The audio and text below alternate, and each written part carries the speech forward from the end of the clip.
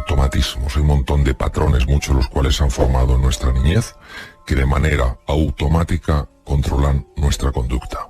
Ahora bien, sí tenemos una libertad auténtica y verdadera. No es completa, sí es auténtica y verdadera. Y es precisamente lo único que no nos podrá nadie quitar. Cómo decidimos, cómo elegimos relacionarnos con las cosas que nos pasan en la vida. Y es muy importante que sepamos que eso existe, que necesitamos utilizar eso y que ese espacio de libertad es un espacio que se conquista día a día. Y yo no sé si uno de los grandes males de las personas es que nos lo tomamos todo demasiado a pecho. Nos tomamos las cosas efectivamente demasiado, de forma demasiado personal, porque estamos habitualmente en estado defensivo. Nos sentimos solos, nos sentimos perdidos, nos sentimos en peligro. Y cuando una persona se siente así, cuando una persona está a la defensiva, de manera natural se vuelve irritable.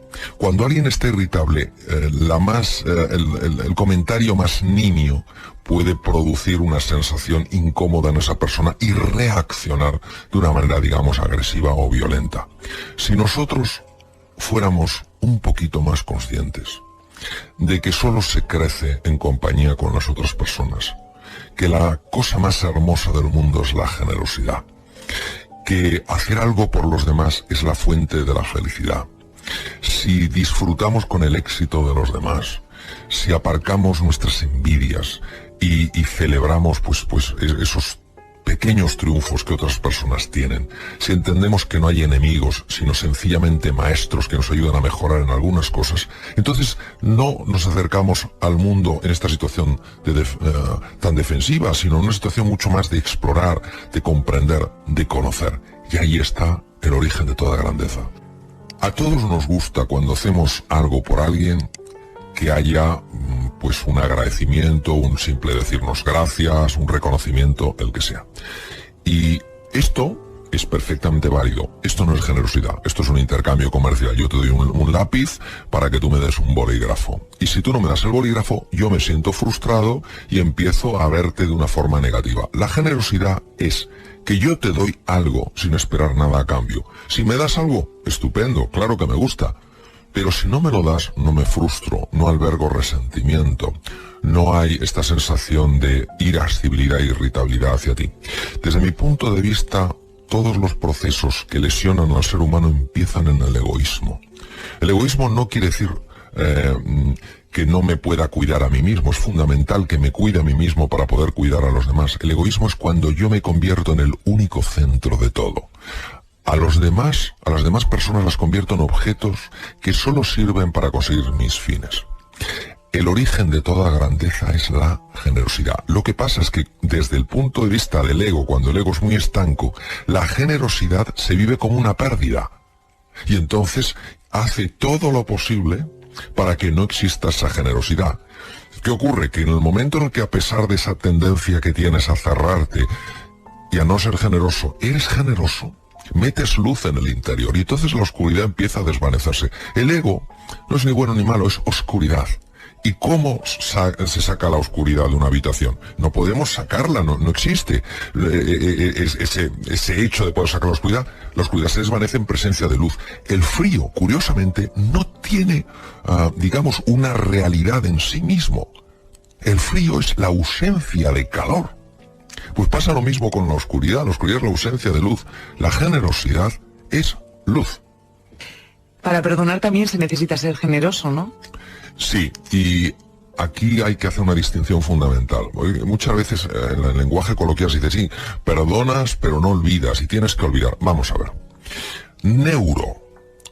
Anatómicamente, no es posible o es muy difícil borrar un registro emocional porque está incorporado en el cerebro. Es decir, si a mí alguien me pegó cuando tenía 20 años de edad y esa torta me dolió especialmente porque me la dio un ser querido, etcétera, etcétera, eso está guardado en la corteza cerebral, está guardado en los núcleos amigdalinos. Es absurdo que yo pretenda con un acto de voluntad borrar ese registro físico. Ahora bien, lo que sí puedo hacer es eliminar el impacto emocional que ese registro físico en la memoria está teniendo en mi vida. ¿Qué quiere decir? Que yo a lo mejor no tengo por qué vivir con esa persona que me golpeó y que a lo mejor no me respeta, pero a la vez no siento ira hacia esa persona, no siento resentimiento, no siento frustración. Es fundamental comentar una cosa.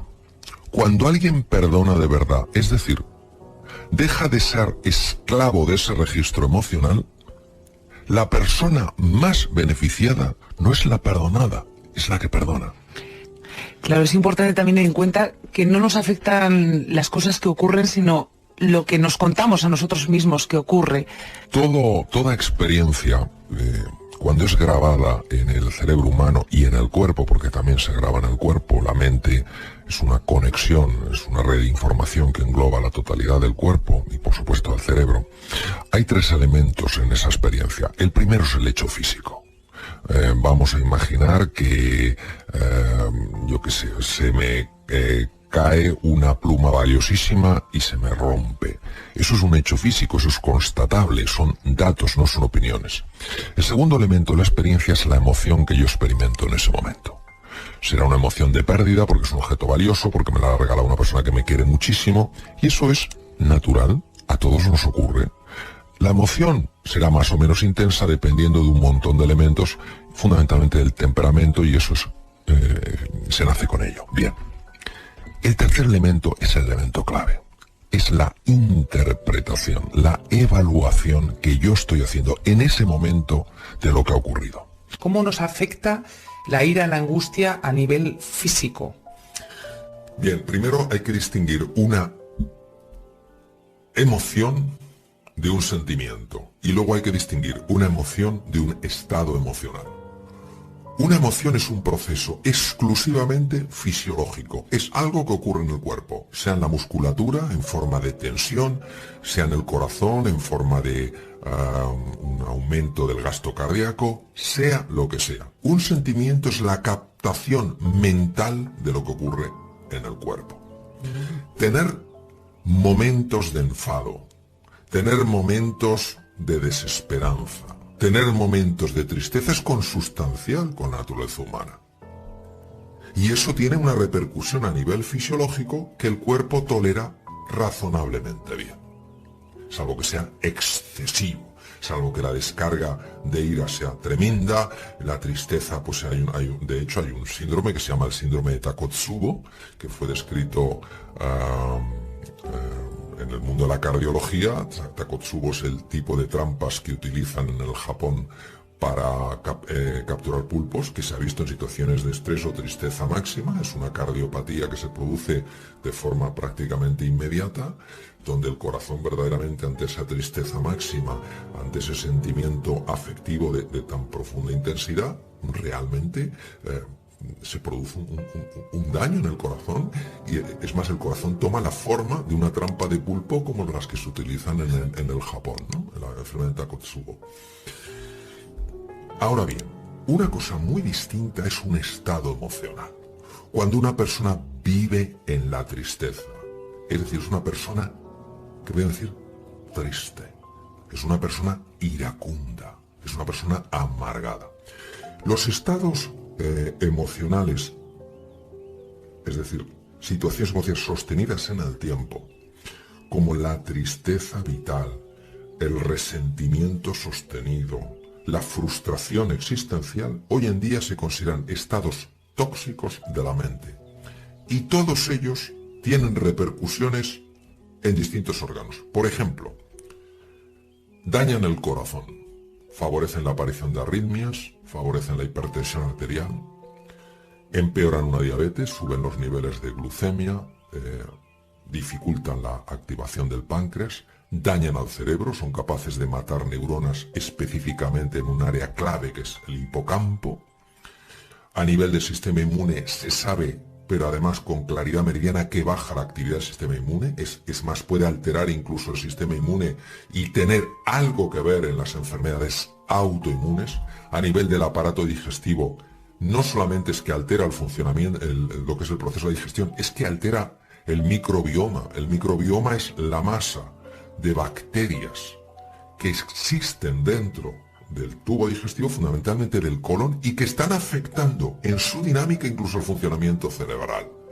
Podría seguir así y así y así. Realmente la repercusión es muy grande. Es brutal. Entonces, cuando la medicina ha empezado a observar los cambios fisiológicos que se producen en estos estados emocionales, han dicho, pero por favor, paremos ya, ¿no? Esto como no se sabe.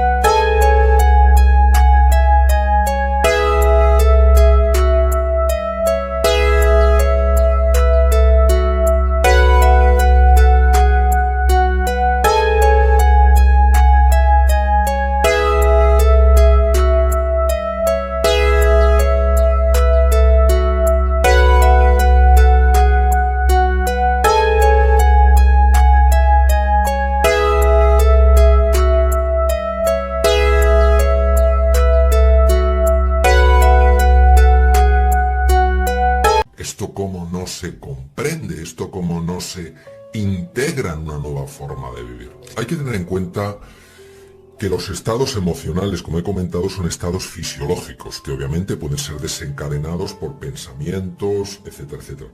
Esos estados fisiológicos, por su propia naturaleza, implican cambios hormonales muy amplios, cambios moleculares muy profundos, que hacen que la célula tenga que transformar un montón de cosas. Por ejemplo, los receptores de la membrana a los que se acoplan estas moléculas, podemos llamar moléculas de la emoción, utilizando la terminología de Candice Pert. Claro, la célula en ese entorno se adapta a ese nuevo entorno. No quiere decir que sea una célula feliz, es una célula adaptada. Cuando esa célula que se ha adaptado le cambias a otro entorno que no es el suyo, aunque sea mejor, esa célula protesta.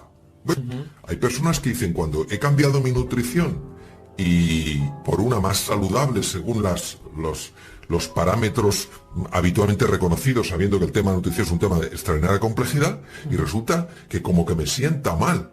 Claro, es que te has acostumbrado al otro, claro, a comer porquería. Y tu cuerpo ahora se siente tan confuso como te sientes tú.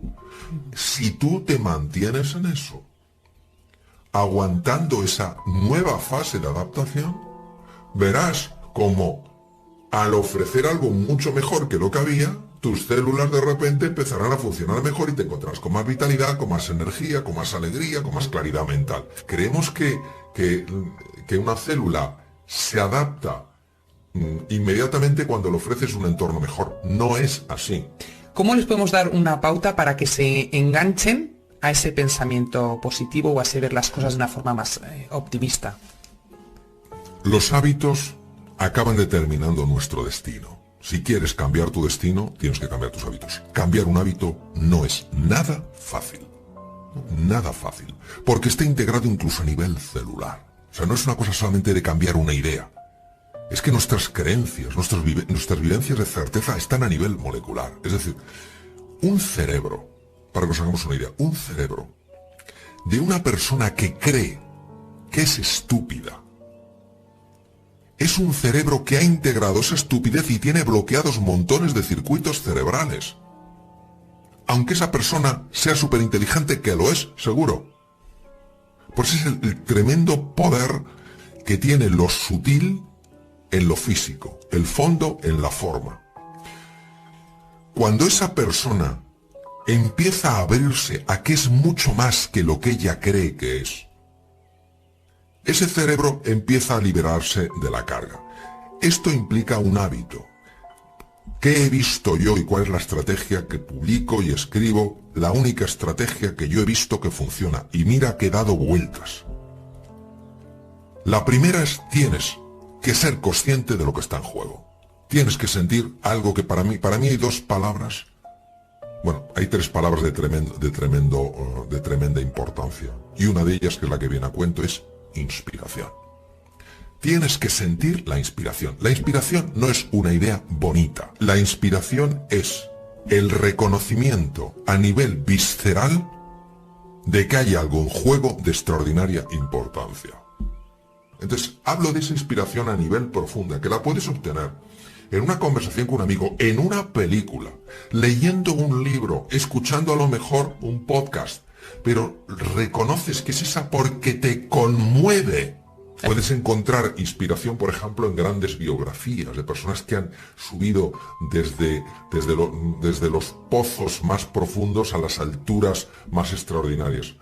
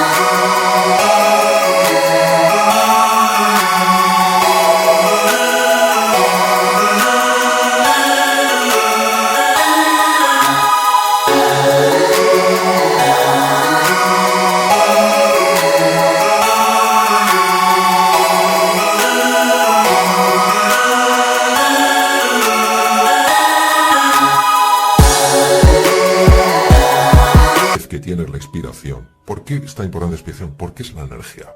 Es el carburante de tu coche. Si tú no tienes un carburante de calidad, ya me dirás tú dónde vas con ese coche. Si le metes una mezcla de alcohol, un poco de gasoil, un poquito de gasolina y un poquito de aceite de oliva, ¿a dónde vas? Tienes que meterle queroseno. Gasolina de aviación. Entonces ya tienes la inspiración. Pero claro, la inspiración, te pones en el coche, sales como un cohete, ¿a dónde? No. Segundo, tienes que tener una estrategia. La estrategia es clave. Una estrategia que sea sencilla. No decir, bueno, cuando tenga la cojo estrategia voy a darle vueltas. Que no. La estrategia son 4 cosas. Un mapa. No tienes que tener el mapa tridimensional, virtual, holográfico. Tienes que tener un mapita. Y luego, entrenamiento. ¿Por qué? Porque el mapa te da una orientación, pero tú donde te vas a mover no es en el mapa, es en el territorio. Y el territorio lo que te va a dar es el conocimiento profundo de las cosas. El mapa te da una orientación para que no vayas tan perdido. Pero lo que verdaderamente te va a amueblar por dentro, te va a reinventar por dentro, es caminar por el territorio, es decir, la acción.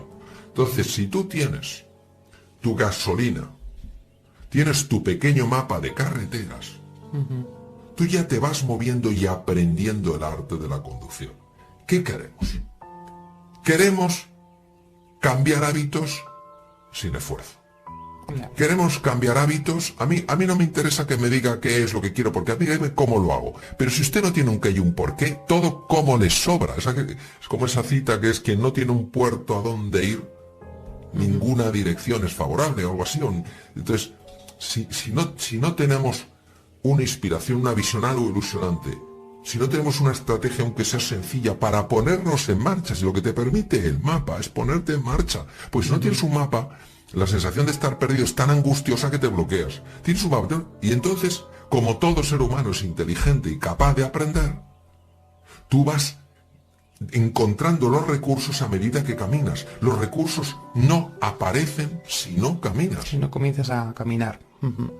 ¿Algún consejo que podemos dar a la gente para que encuentre esa motivación, para que se ponga a hacer ese plan, esa estrategia, ¿no?, que ha tenido, para que empiece ese entrenamiento? Vamos a ver, la motivación no surge de la estrategia, la motivación surge de la inspiración. La inspiración. Es decir, la inspiración lo que te da es la fuerza para moverte, que es lo que se llama la motivación, la fuerza para desafiar tus límites, la fuerza para salir de tu área de confort. Eso te lo da la inspiración, no te lo da la estrategia. La estrategia lo que te da es la claridad de que hay un camino que se puede hacer. Es decir, no es un montón de fuegos artificiales, no, hay un plan que se puede seguir, un plan que tú ves que es accesible. No tiene que ser increíblemente sofisticado, ambicioso, accesible. Pero no esperes la motivación de la estrategia. Por eso cuando alguien me pregunta cómo hago esto, me está pidiendo la estrategia. Si no tiene un qué y un por qué, ningún mapa vale. Ninguno. Porque a nosotros lo que nos interesa son activar lo que yo llamo los 3 superpoderes. Es poderes que tiene el ser humano en su interior, pero que no se activan sin la inspiración en primer lugar. Entonces, ¿qué es lo que ocurre? Personas que tienen proyectos dicen, ¿dónde encuentro la inspiración? Vamos a ver, la inspiración la tienes dentro de ti. Es pararte delante de una mesa, o con una mesa, y con un folio y decir, vamos a ver, ¿qué quiero yo cambiar radicalmente de mi vida? ¿Cómo puedo llevar mi vida al siguiente nivel? Estoy angustiado porque no gano suficiente dinero y voy siempre con el agua al cuello. Entonces, tienes entonces, una vez que has definido, es que no tengo energía, no tengo vitalidad, voy arrastrando el cuerpo, no sé qué tal cual. Entonces, si en mi vida hubiera más ilusión, más energía, más entusiasmo, si mi cuerpo me transmitiera otro mensaje, entonces mi vida cambiaría radicalmente. Soy súper tímida, me cuesta hablar con otras personas, me cuesta tal. Si tuviera más arrojo, si tuviera más audacia, si tuviera más valentía, mi vida cambiaría radicalmente. Entonces, ya estás viendo aquello que cambiaría radicalmente tu vida. Esto no es, a ver, ¿qué mejoraría un poco mi vida? Es, ¿qué cambio radical quieres hacer en tu vida? Aquí estamos jugando fuerte. Aquí no estamos jugando blandito. Estamos jugando fuerte y por lo tanto tenemos que tener un lenguaje fuerte. No, bueno, pues prueba un poquito por aquí. Eso no es un lenguaje fuerte, eso es un lenguaje milonguero, mediocre y no corresponde a ningún ser humano. Entonces, una vez que sabes lo que quieres, dices, ¿quién ha sido relevante en este campo? ¿Quién ha conseguido hacer pasta, que es lo que me interesa? Y empiezas a leer. Empiezas a intentar buscar gente que a lo mejor conozcas y que han hecho dinero y que tienen libertad financiera. Y dices, oye, me gustaría hablar contigo, te quiero invitar a comer. No tienes que invitarle a un restaurante de 2 o 3 estrellas, le invitas a un sitio sencillo y desde la humildad, no desde, a ver qué me vas a decir a mi listillo, que en el fondo has tenido suerte en la vida, le preguntas sobre cómo ha hecho eso. ¿Cómo nos sentimos? No depende de nosotros. Yo un día me levanto y me siento el rey del mundo. Y otro día me levanto y me siento el más mísero del mundo, porque hay millones de dinámicas mentales que no entendemos. ¡Qué horror si nuestros sentimientos son los que están orientando nuestra vida! Tienen que ser nuestras decisiones. Es decir, yo me siento en este momento mal, imagínate que no es el caso, pero decido que voy a dar lo mejor de mí a pesar de cómo me siento. ¿Qué estoy mostrando? Que soy una persona libre.